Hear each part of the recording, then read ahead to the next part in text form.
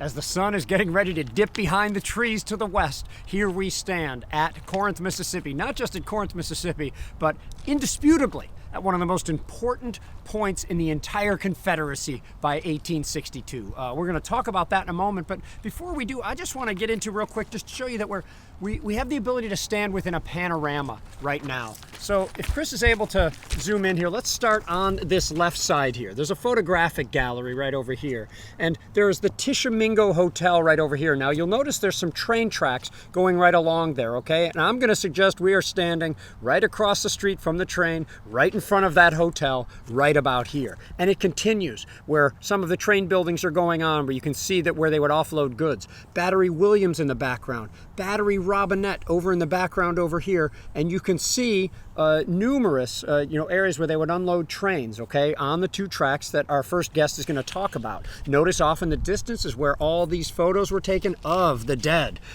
At Corinth, all the known photos of the dead on battlefields in the West were taken at Corinth, and on this platform here were taken numerous photos. I only have a few, one of them here as an example, but it was a heavily photographed area indeed. Wherever the Union Army went, they took a lot of photos, and the Union Army was encamped here for quite some time. So we got to get into this. There's a lot happening in Corinth in 1862. We're happy to have General Parker Hills back with us again. Battle Focus Tours. Parker, why is this place important? Well, if you look at your map, you can see that the Mobile and Ohio Railroad that terminates in Columbus, Kentucky, all the way down to Mobile, Alabama, it crosses the Memphis and Charleston Railroad right here in Corinth, Mississippi. Now, I submit to you that the emphasis on this railroad junction, I think, is a little bit overblown. The reason being, if you read Grant's memoirs, he will say that Corinth was the strategic point between Fort Henry and Fort Donelson and Vicksburg. And if you remember, by capturing Fort Donelson and Fort Henry, that will flank the big guns at Columbus, Kentucky, and now if he can capture Corinth, that will flank Memphis and open up that much more of the Mississippi River. He will eventually, after Corinth falls, attempt to go down to Jackson, Mississippi and flank Vicksburg. He will fail in that, but I do believe that the emphasis on that is thinking tactically rather than strategically, and Grant was a strategic thinker. He is wanting to open up this river, and by capturing Corinth, it will give him Memphis. It's not so much that Grant understands what President Lincoln wanted, opening that Mississippi River for commerce, but always follow the money. The Northwest needs to get their goods to port. The Northeast needs cotton, and they're putting a great deal of pressure on Lincoln to get that river open, and Grant understood this. So he understands Corinth to be a strategic point. Now, let me just say that whole thing about this place being all that important, indisputably, I was just playing around with that. No, again, that's a tactical level thought process, and I'm thinking strategically, like I'm trying to think as Grant would think, and he realizes this. Now, Grant, of course, you realize after Shiloh, he's gotten in a bit of trouble with Henry Wager Halleck, but let's go back to before Shiloh. After he captures Fort Henry and Donelson, he pulls basically a David and Saul. Halleck becomes very jealous of Grant. He doesn't throw a spear at him, he throws gossip at him that he's been drinking. And he will tell Grant he's got to remain at Fort Henry, and he will send Charles Ferguson Smith down to Savannah with Grant's troops. Of course, eventually President Lincoln learns that Grant he hadn't been relieved, he's just been put on the bench. And Lincoln says, put up or shut up, what's your evidence that the man's drinking? And Halleck has to give in, and Grant will come down and take command of the troops at Savannah, Tennessee. Now, by the time Grant arrives, Sherman's division is already over here at Pittsburgh Landing. And Grant will go ahead and send the rest of the divisions down here, but he will keep his headquarters in Savannah because Henry Halleck has told him, stay in Savannah. So when he sends his messages back, it says headquarters Savannah, Tennessee, but the troops are all down here. And Grant gets on a boat and goes upriver. Remember, the Tennessee flows north. He goes upriver every morning and goes back to Savannah every night. Now, we are here at a critical point here at this intersection. I think this is really critical. This is the trigger for the Battle of Shiloh on the night of the 2nd of April, 1862. Bedford Forrest is watching. The trigger is going to be, they've got to get to Grant's army before Don Carlos Buell's army arrives from Nashville and joins him. And Forrest has sent messages back to Bethel Station that Buell is 3 days out. This is on the night of the 2nd. A telegram is sent down to right here to the telegraph office of the Tishomingo Hotel right here, and a courier takes it up into town. Now this comes from Bethel Station to Corinth. Then a courier will take it into town, but they don't carry it to General Johnston. It's taken to Leonidas Polk because the telegram came from one of Polk's men. Polk doesn't like getting out of bed. It's around 11 o'clock at night, so he sends it over to a PGT Beauregard, who doesn't want to get out of bed. And so he writes a message on it and sends it to Albert Sidney Johnston, says now was the time to move on Pittsburgh Landing. And Johnston will get up, instead of saying, what the devil, my corps commanders won't get out of bed to come talk to me? Get over here. Instead, he gets up and walks over to see Braxton Bragg and talk with him about this. And this will start the plans for the Battle of Shiloh. It all starts with a telegram that arrives right here at the Tishomingo Hotel at this landing on the night of the 2nd of April, 1863. There will be a lot of confusion here because they will write, we will move out at 6 o'clock tomorrow, but by the time the orders are written, it's 2 a.m., which means tomorrow is not 3 April, it's 4 April. And so it's a lot of confusion, and the troops don't get moving as fast as they're supposed to get moving. But it all starts right here. This will be the beginning of the Battle of Shiloh. The race is to get up to Pittsburgh Landing and destroy Grant's army before Don Carlos Buell can join. Yeah, and so there's more to talk about with Corinth, but again, you're with the American Battlefield Trust. That's Chris White behind the camera, and this is Chris Mackowski, dutifully playing the Vanna White role as he is wont to do. So we already know Corinth is significant in bringing on the Battle of Shiloh, but then we got two more main things to discuss here. We've got the idea that that Corinth will be in the sights of the Union Army after the Battle of Shiloh, and then the Confederates will want to take it back. So let's get into this a little bit more, Parker. Well, after the Battle of Shiloh, Halleck will come down and take command of not only of Grant's army, but John Pope's army and Don Carlos Buell's army, and he will have around 120,000 men. He will take Grant's army from him and give it to George Thomas. Grant will never forgive George Thomas for this. He'll never have any use for the man, even though it wasn't Thomas's doing. Thomas will take over the Army of the Tennessee. Halleck is a very cautious man. It's been said that Halleck makes haste slowly. A very cautious man. He takes 30 days to march his army from Pittsburgh Landing down here to Corinth, Mississippi, and it's now the 30th of May, and PGT Beauregard will slip out and the Federals will occupy Corinth, Mississippi. Now the Confederates want it back, and Earl Van Dorn will come into the picture. He's way down here in Vicksburg commanding the Army of Vicksburg. In October of 1862, Earl Van Dorn will take it upon himself to recapture Corinth.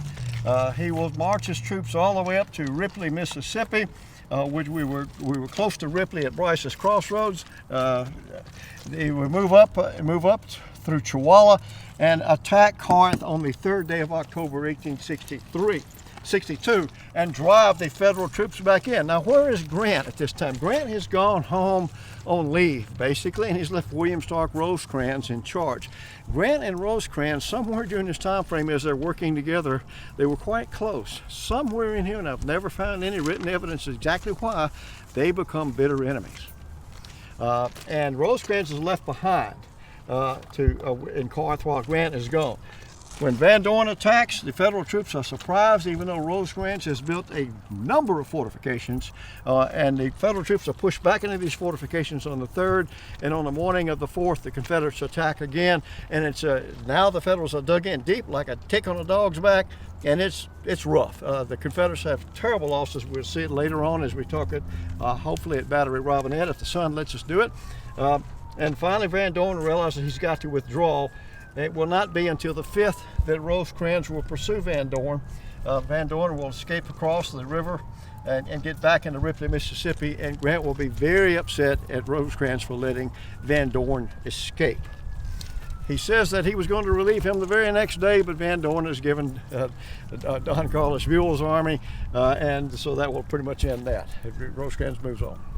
Go ahead. One of the things that I've always found striking about Corinth is it's like the death knell for Confederate commanders. When Beauregard comes down here, and it's like he inherited this turkey. What do I do? What do I do? And his Halleck moves a few yards, digs in, moves a few yards, digs in his advance to get down here. And Beauregard's watching this slow motion arrival of the Federal Army and really doesn't do a whole lot to prepare to defend or like, what am I going to do about this problem showing up?